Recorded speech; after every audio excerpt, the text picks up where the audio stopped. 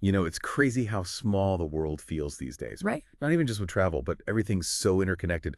Global stuff is local news. In a flash, you see a trend online and boom, it's everywhere. Yeah, totally. And that makes understanding different cultures not just a nice to have, but essential, I think. Like it impacts Yeah. everything, how we work together, how we understand what we see online, even just day-to-day conversations. It's true. And today we're going to really get into that whole idea that, based on what you shared our deep dive today, Yeah. is all about what it takes to really thrive in a world that's so multicultural. Right. It's a big shift, and it's interesting to think about how this whole concept even came about. I mean, people from different cultures have always interacted, right? But this idea of multiculturalism as a framework for society, it's actually pretty recent. Oh, is it? Yeah. Canada was a real pioneer back in the 60s. They actually made it official government policy in 1971.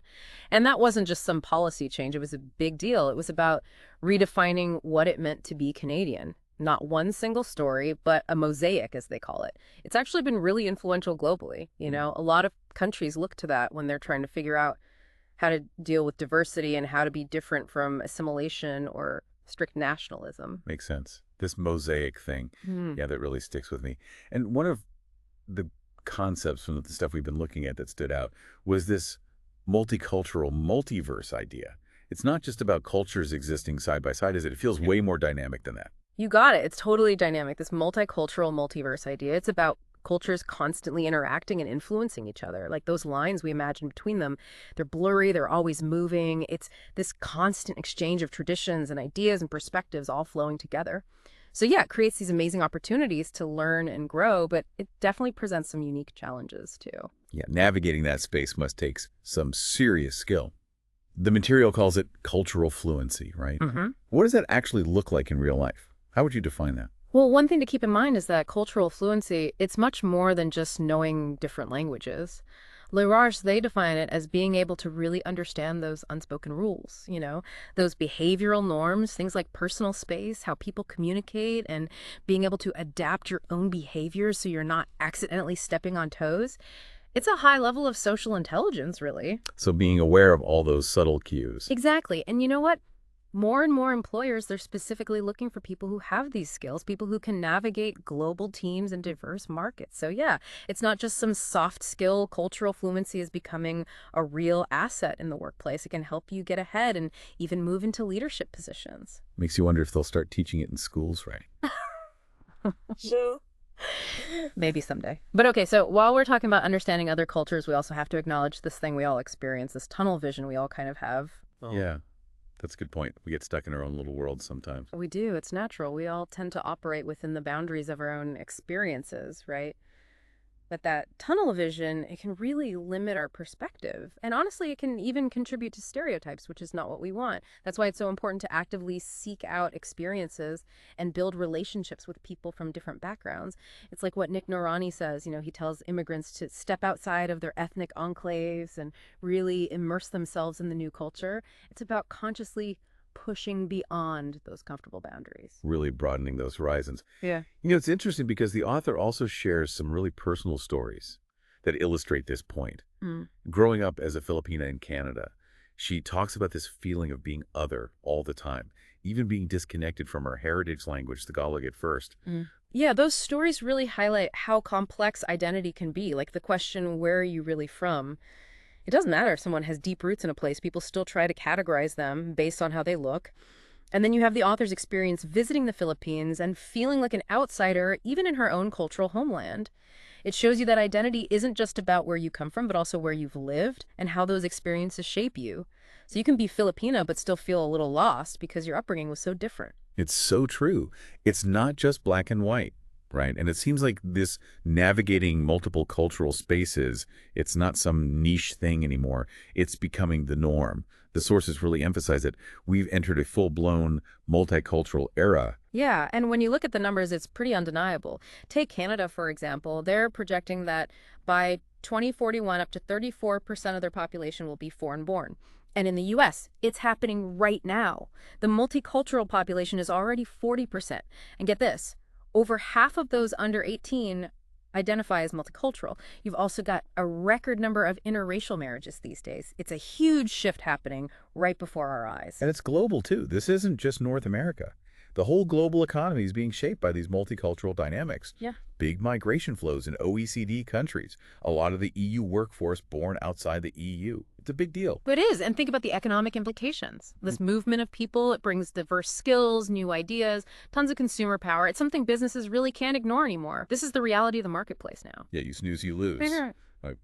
The material even points to 1973 as a possible starting point for this multicultural era. Kind of interesting to tie it back to Canada's official multiculturalism policy. It was like officially recognizing something that was already happening. Right. And of course, we can't talk about all this without bringing up technology. It's so intertwined with everything. But it's a bit of a paradox, isn't it? I know what you mean. It can connect us, but also isolate us. Yeah, there's this tension. On the one hand, the internet and social media, they've absolutely made it easier than ever to connect with people from different cultures. You have access to information at lightning speed, billions of people on social media spending hours online every day. But here's the catch, that ease of access doesn't always translate to deeper understanding. Sometimes it can actually get in the way of real human connection. Like if we rely too much on AI for cultural insights, it's kind of like relying only on GPS. We might get to our destination, but we don't really learn anything about the terrain along the way. Makes you appreciate taking the scenic route sometimes, huh? And speaking of navigating this complex landscape, another trend is the rise of multicultural identities, right? People who don't fit neatly into just one cultural box. Yeah, it's not just about different cultures interacting anymore. It's about individuals who embody multiple cultures. And the numbers are growing. In Canada, in 2021, over 35% of people reported having more than one ethnic origin. In the US, it's over 12% who identify as multiracial. And you remember Donald Trump's comments about Kamala Harris? That was a prime example of someone just not getting it, not understanding these complex, multifaceted identities is something we need to be much more aware of and accepting of. 100%. Now, the sources also dig into the actual benefits that come with embracing multiculturalism, particularly in the business world. Let's talk about connecting with customers, for example.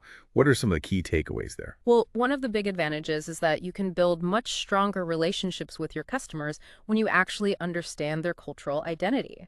Like that H&M WeChat campaign they did targeting Chinese Canadians.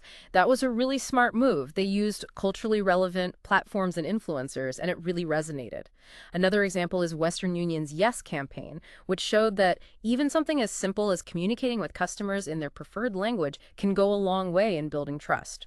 When you understand those nuances, you can tap into people's values and aspirations, and that creates a much deeper connection than just some generic marketing message. It's about recognizing that someone isn't just a consumer.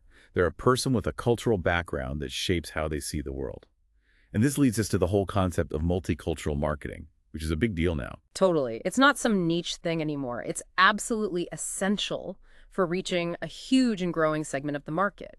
If brands don't invest in understanding diverse audiences, they're going to miss out big time. A great example of this done right is Western Union's Bununis campaign. It was super successful because it really tapped into the Jamaican diaspora, incorporating their language, music, dance.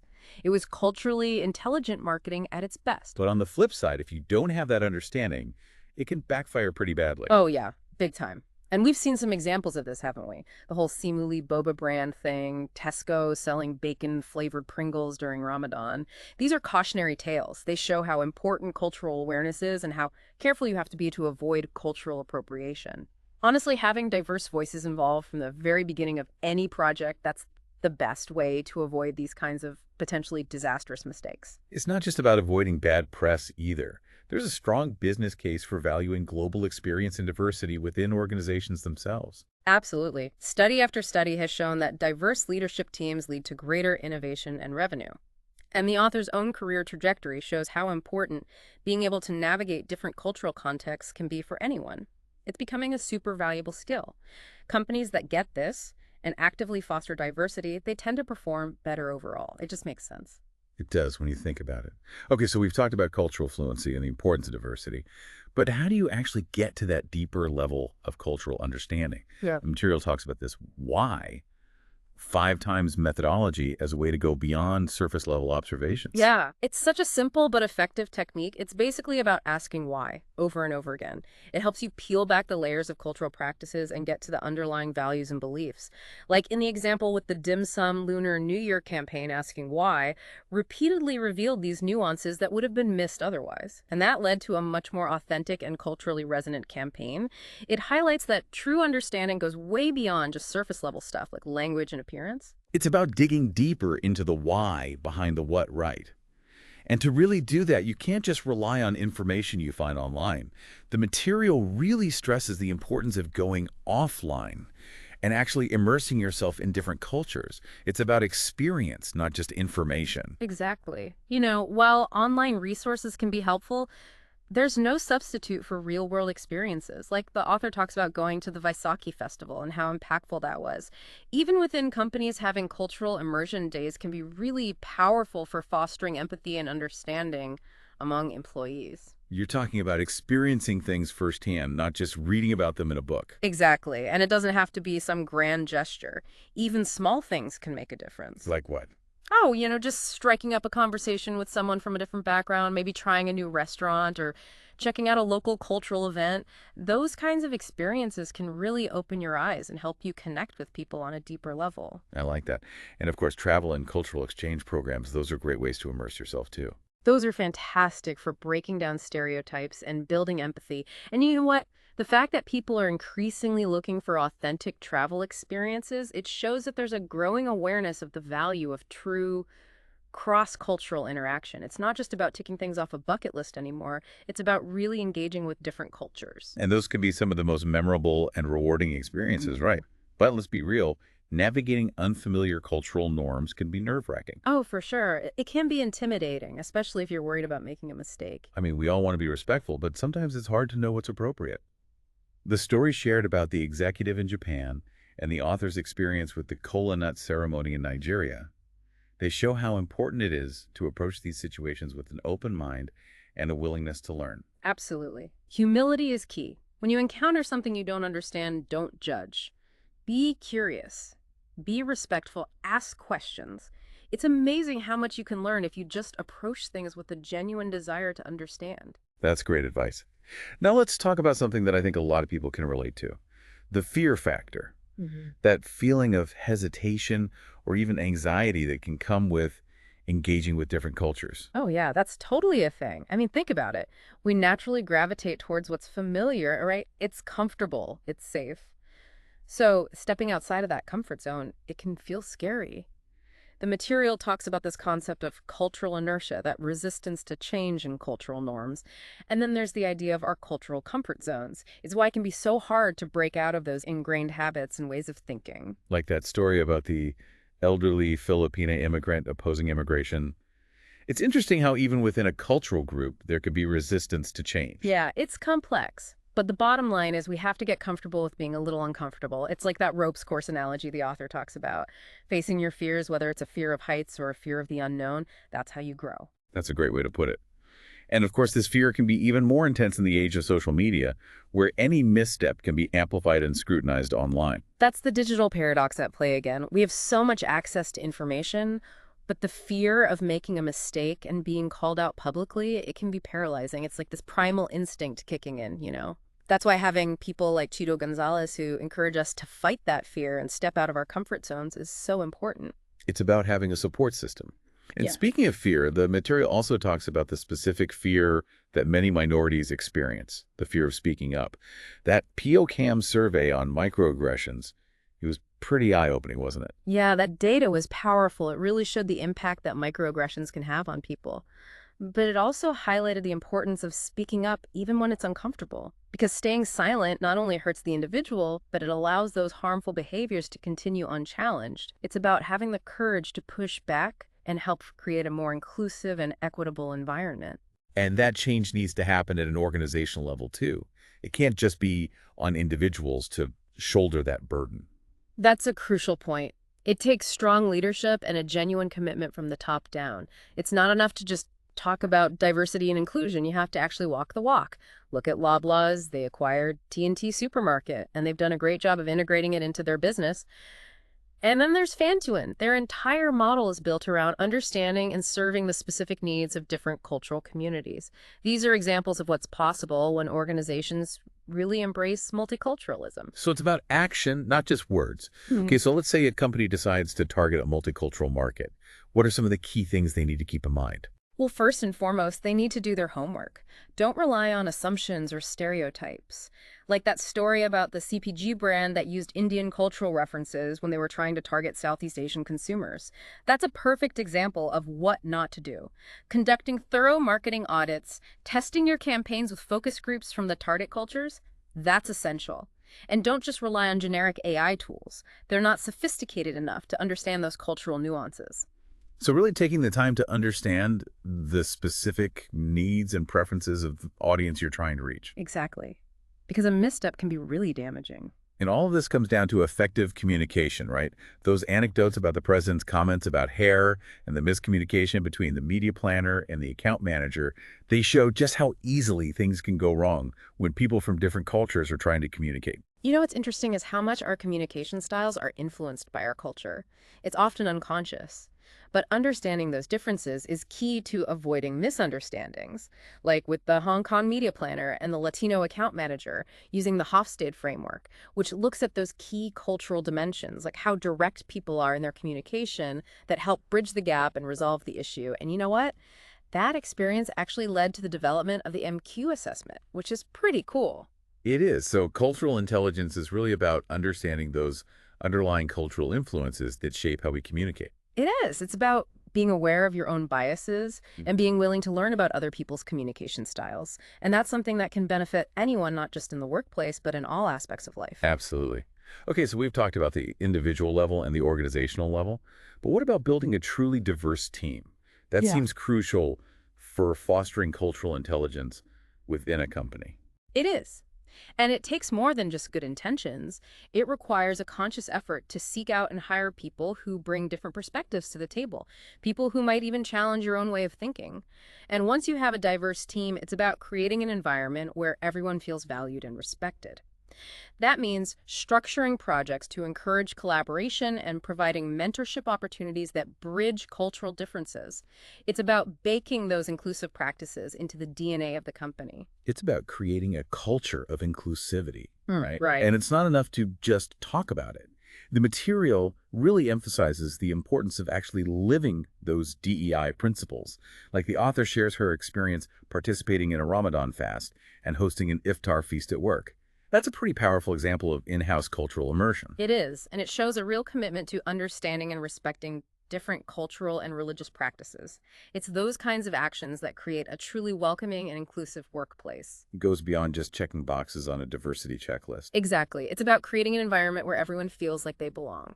Now, it's interesting how the author talked about how these internal cultural events at her company have actually influenced their client work. They have this idea of fate and fusion to mainstream, and these four pillars of connection: faith, food, fusion, and fate. Yeah, it's really cool to see how those internal celebrations can actually inform and enrich the external marketing campaigns. It makes them more authentic and relatable. Like the Cadillac Fairview Lunar New Year celebration, that was awesome.